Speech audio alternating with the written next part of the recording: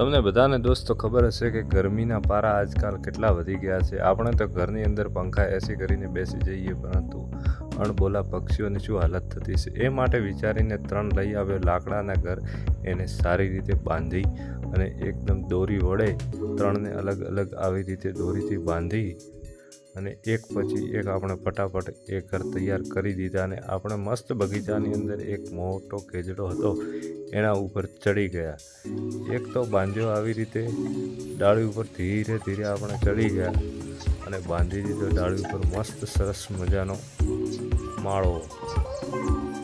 આગળ તમે જોતા રહો, આમ ધીરે ધીરે કરી અને એક પછી એક 3 માળા આપણે કેડા ઉપર બાંધી દીધા। અને આ પક્ષી આવીને અંદર માળો કરે એવી આપણે રાહ જોઈ રહ્યા છીએ।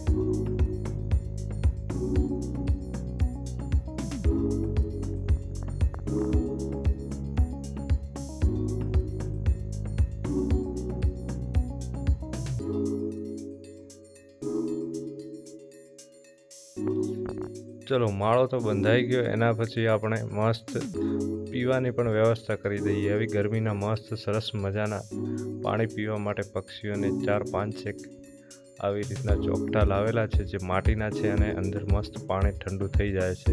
આવી રીતે 4 એક ભરી દીધા। હવે આરામથી પક્ષીઓ આવી અને પાણી પી શકે।